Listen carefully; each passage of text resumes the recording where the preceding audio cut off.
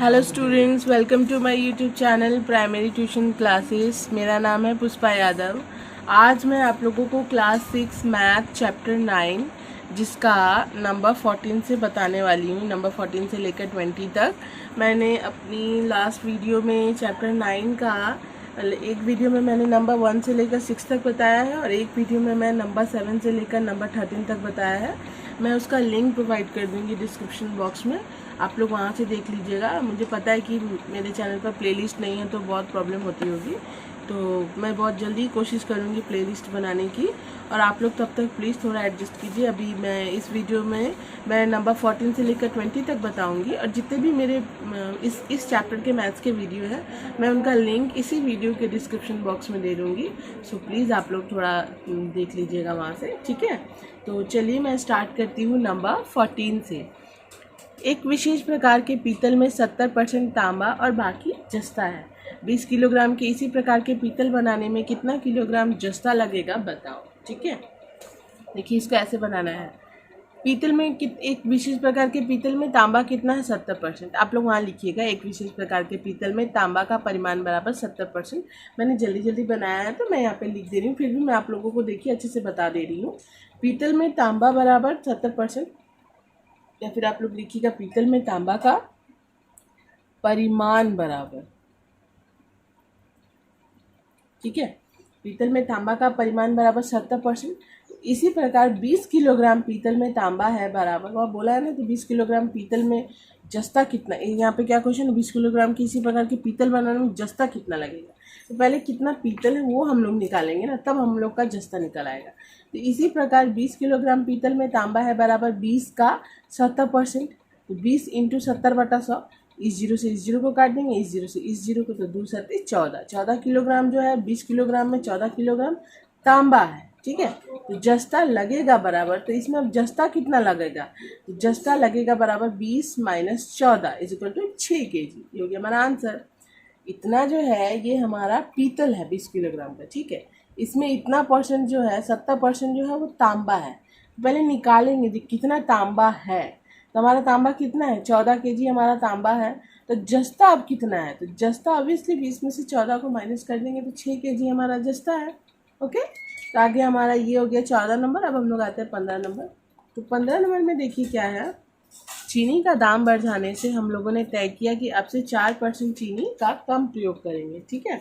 4% चीनी का कम प्रयोग करेंगे। अभी प्रतिदिन हम लोग 625 ग्राम चीनी का प्रयोग करते हैं। कम करने के बाद प्रतिदिन चीनी कितना ग्राम प्रयोग करेंगे और प्रतिदिन कितना ग्राम चीनी का प्रयोग करेंगे ये बताना है, ठीक है। तो आप लोग इसको प्लीज़ ध्यान से देखिएगा, मैं अच्छे से आप लोगों के लिए समझा रही हूँ।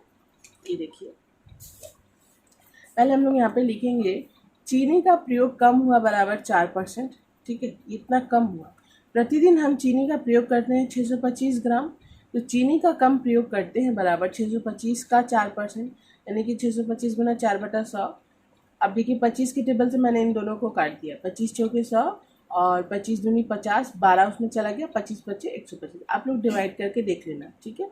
अब 4 एकम 4, 4 एकम 4, तो बच्चा कितना 25 ग्राम। चीनी का हम लोग प्रयोग कितना कर रहे हैं, 4% कम कर रहे हैं। चीनी का प्रयोग कम हुआ बराबर 4%। प्रतिदिन हम चीनी का कितना प्रयोग करते हैं 625 ग्राम, तो चीनी का कम प्रयोग करते हैं। जब 4% हम लोग कम कर रहे हैं तो एक टोटल का कितना कम कर रहे हैं, तो चीनी का कम प्रयोग करते हैं बराबर 625 का 4%, यानी कि 25 ग्राम। यानी कि हम लोग जो है रोज़ जो है वो चीनी का 25 ग्राम जो है वो कम कर रहे हैं प्रयोग। ओके, अब यहाँ पे हमारा पूछा है कि प्रतिदिन चीनी कितना ग्राम प्रयोग करेंगे, तो प्रतिदिन हम लोग चीनी 25 ग्राम कम प्रयोग करेंगे, ठीक है। बोला ना, कम करने के बाद प्रतिदिन चीनी कितना ग्राम कम प्रयोग करेंगे, तो कम करने के बाद प्रतिदिन चीनी 25 ग्राम कम प्रयोग करेंगे। उसके बाद बोला है कि और प्रतिदिन कितना ग्राम चीनी का प्रयोग करेंगे, और प्रतिदिन कितना ग्राम चीनी का प्रयोग करेंगे। तो हम लोग यहाँ पे लिखेंगे कम करने के बाद प्रतिदिन चीनी का प्रयोग करेंगे बराबर 625 माइनस 25 इज इक्वल टू 600 ग्राम। कम करने के बाद प्रतिदिन चीनी का प्रयोग करेंगे बराबर 625 माइनस 25 इज इक्वल टू 600 ग्राम। पहले 625 करते थे, 4% कम कर दिए, यानी कि 25 ग्राम हम लोग कम करने लगे। वो हम लोग प्रतिदिन चीनी का 25 ग्राम कम प्रयोग करने लगे अब टोटल में। अब प्रतिदिन हम लोग चीनी का प्रयोग करेंगे बराबर, कम प्रयोग करेंगे बराबर 625 माइनस 25 इज इक्वल टू 600 ग्राम, ठीक है। ये हो गया हमारा आंसर। नंबर 16 में आते हैं। अनिल बाबू अपने मासिक आय से 22% घर भाड़ा देते हैं। यदि अनिल बाबू प्रत्येक महीना 1870 रुपये घर भाड़ा देते हैं तो बताओ अनिल बाबू की मासिक आय कितनी है। मैंने इसको 2 रूल से बनाया है, 2 नियमों से बनाया है। आप लोगों को जो सही लगेगा आप लोग प्लीज़ उसको फॉलो कीजिएगा। मैं दोनों आप लोगों को बता दे रही हूँ ताकि आप लोगों को समझने में आसानी हो। Okay, so let's start. ये देखिए, अनिल बाबू अपने मासिक आय से 22% घर भाड़ा देते हैं। अनिल बाबू प्रत्येक महीना 1870 रुपया घर भाड़ा देते हैं। ठीक है, ये एक प्रोसेस मैं बता रही हूँ। प्रश्नानुसार आप लोग ऐसे कर सकते हैं, 22% घर भाड़ा बराबर 1870 रुपये। 22% घर भाड़ा बराबर कितना, 1870 रुपये। ठीक है, तो 1% घर भाड़ा बराबर 1870/22। ठीक है, अच्छा, अब 100% घर भाड़ा बराबर 1870/22 गुने 100। ठीक है, ये एक प्रोसेस हुआ। इसको हम लोग सॉल्व करेंगे तो 11 दूनी 22, 11 कम 11, 7 उसमें गए, 11 7 77 0। तो अब इसको उल्टू करेंगे तो 17 5 85, 8,500 रुपया। तो अनिल बाबू की मासिक आय बराबर 8,500 रुपया। एक और नियम मैं बता रही हूँ आप लोगों को, ऐसे ही आप लोग को लिखना है। अनिल बाबू अपने मासिक आय से 22% घर भाड़ा देते हैं। अनिल बाबू प्रत्येक महीना 1870 रुपया घर भाड़ा देते हैं। एक ये प्रोसेस हुआ ना, और एक ये प्रोसेस मैं बता रही हूँ। आप लोग ये दोनों लाइन लिखिएगा ऊपर का।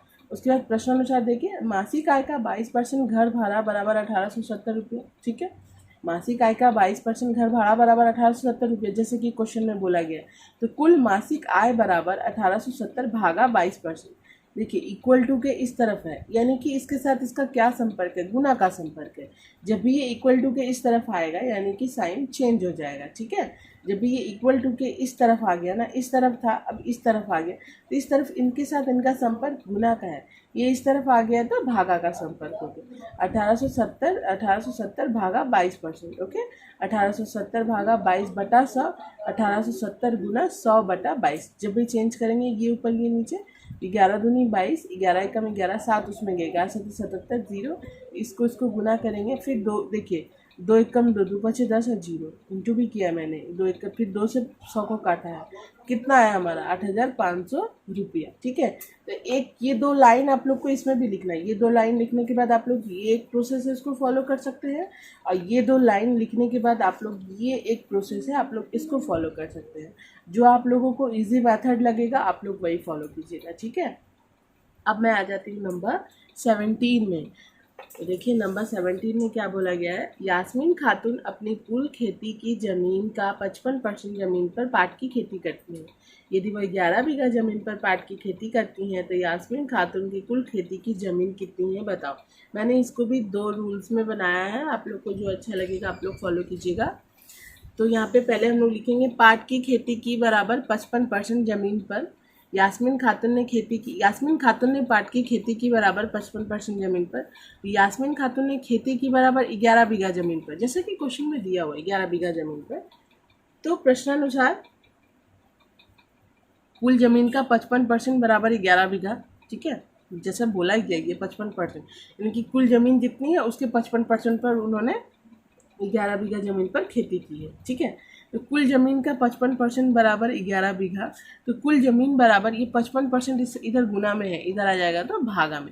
इसके साथ इसका क्या संपर्क है, गुना का ही संपर्क है, तो इधर आ जाएगा भागा में। तो कुल ज़मीन बराबर 11 भागा 55%।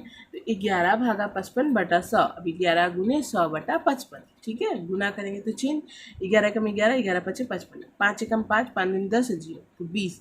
यास्मीन खातून के कुल खेती की ज़मीन बराबर, यास्मीन खातून के कुल खेती की ज़मीन बराबर 20 बीघा।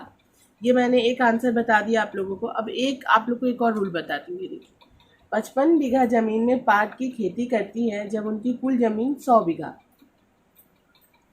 55 बीघा ज़मीन में पाट की खेती करते हैं जब उनकी कुल ज़मीन 100 बीघा रहती है। ठीक है, तो 1 बीघा ज़मीन में पाट की खेती करती है जब उनकी कुल ज़मीन 100/55। ठीक है, 11 बीघा ज़मीन में पाट की खेती करती है बराबर 100/55 गुने 11। ठीक है, 11 बीघा ऑब्वियसली 1 के मुकाबले 11 बीघा ज़्यादा होता है इसलिए गुना, 1 बीघा 55 के मुकाबले 1 बीघा कम होता है इसलिए भागा। ठीक है, 100/55 गुने 11, तो 11 कम 11, 11 5 55, 5 एकम 5, 5 10 0 तो 20 बीघा। एक प्रोसेस ये हुआ, ठीक है, जो आप लोगों को अच्छा लगे। एक प्रोसेस ये हो गया और एक प्रोसेस ये हो गया, ठीक है। जो आप लोगों को अच्छा लगेगा आप लोग वो बना लीजिएगा। इजी मेथड आप लोगों को जो लगेगा, गलत किसी में नहीं है, ना ही ये गलत है और ना ही ये गलत है, ठीक है। तो चलिए अब हम लोग आते हैं 80 नंबर में। 80 नंबर में बोला गया है मेरे परिवार की कुल मासिक खर्च 4,750 रुपये खाने में खर्च होता है और दूसरे कार्यों में 5,900 रुपये खर्च होता है। यदि खाने का खर्च 10% बढ़ा होगा यहाँ पे, ठीक है, खाने का खर्च 10% बढ़ा और घर के दूसरे कार्यों में खर्च 16% कम होता है तो कुल मासिक खर्च बढ़ा है या घटा है बताओ, ठीक है। तो मैंने ये भी किया है, ये देखिए आप लोग 80 नंबर, आप लोग ध्यान से देखिएगा।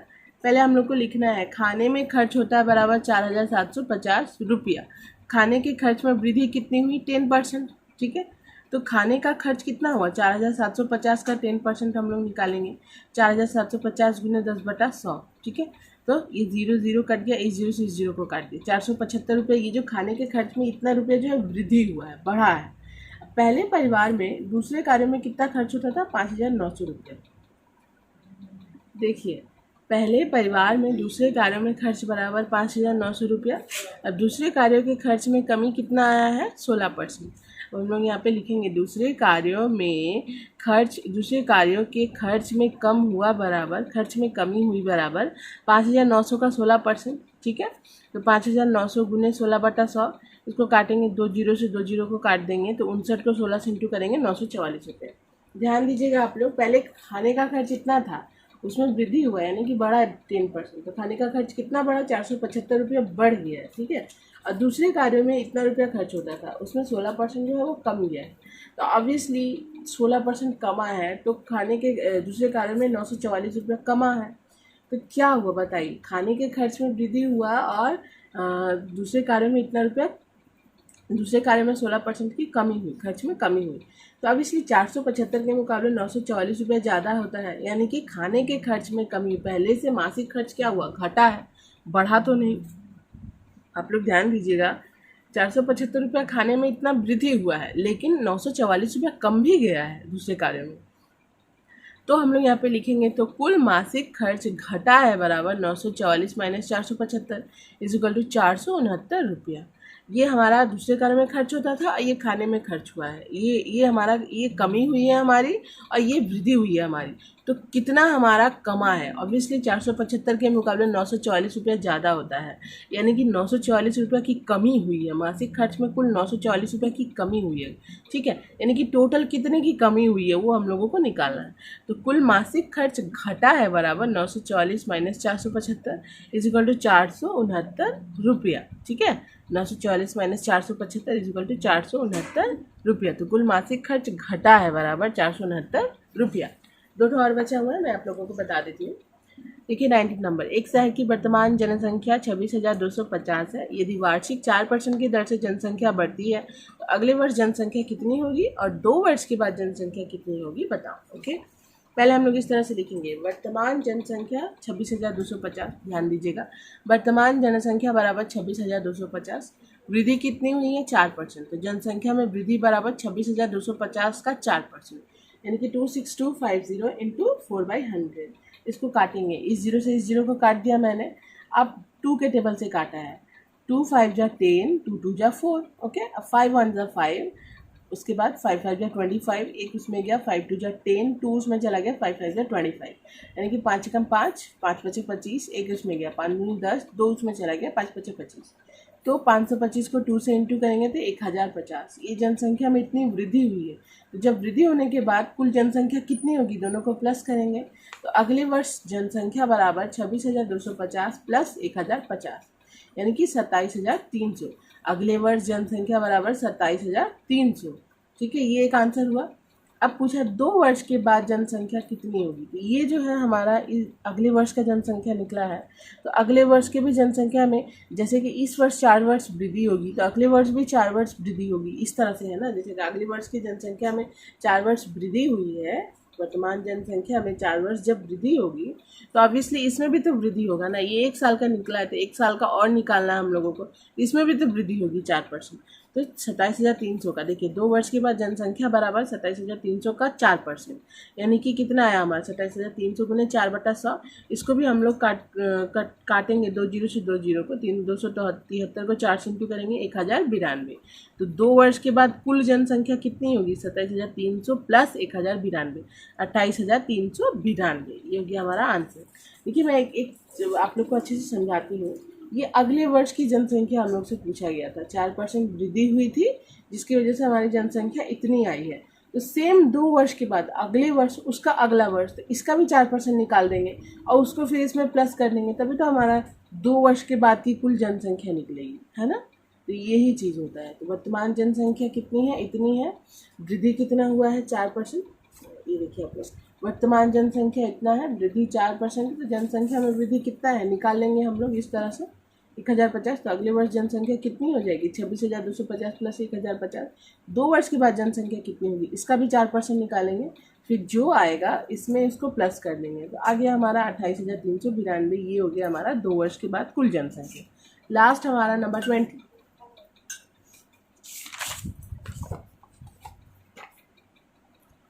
फसल पकने के समय धान की कीमत 1080 रुपये प्रति क्विंटल था। वर्षा काल में धान की कीमत 15% बढ़ गया। जो किसान फसल पकने के समय 12 क्विंटल धान की बिक्री कर रहे थे, उन्हें वर्षा काल में उस परिमाण में धान की बिक्री करने पर उन्हें कितना ज़्यादा रुपया मिलेगा बताओ। ओके, चलिए नंबर 20 में बताती हूँ। प्रति क्विंटल धान की कीमत बराबर 1080 रुपया। ये हमारा क्वेश्चन में दिया हुआ है। अब धान की कीमत में वृद्धि कितनी हुई है 15%। तो धान की कीमत कितनी हुई 1080 का 15%, तो 1080 गुने 15/100, यानी कि इस जीरो से इस जीरो को काट दिया मैंने। 5 दूनी 10, 5 तिया 15, अब 2 एकम 2, 2 पचे 10, 2 चौके 8, 54 तिया 162 रुपये। तो प्रति क्विंटल धान की कीमत कितनी हुई प्रति क्विंटल धान की कीमत कितनी हुई 162 रुपया। अब 12 क्विंटल, प्रति क्विंटल मतलब 1 क्विंटल धान की कीमत, ठीक है। तो प्रति क्विंटल धान की कीमत 162 रुपया। तो 12 क्विंटल धान की कीमत कितनी होगी, ज़्यादा होगी, तो 162 गुने 12, तो 1944 रुपया, ठीक है। यही है हमारा आंसर। यहाँ पे आप लोग अच्छे से लिख लीजिएगा। उन्हें वर्षा काल में उस परिमाण में धान की बिक्री करने पर उन्हें 1940 रुपया ज़्यादा मिलेगा, ठीक है। आप लोग मैं फिर से दिखा देती हूँ। धान की कीमत, प्रति क्विंटल धान की कीमत बराबर 1080 रुपया। धान की कीमत में वृद्धि बराबर 15%। तो धान की कीमत बराबर 1080 का 15%, यानी कि प्रति क्विंटल धान की कीमत 162 रुपया निकला है। तो 12 क्विंटल धान की कीमत 162 गुने 12 = 1944 रुपया। This is the answer. I hope video आप लोगों को अच्छी लगी हो। प्लीज़ वीडियो को लाइक कीजिए, शेयर कीजिए, सब्सक्राइब कीजिए हमारे चैनल को। बाय।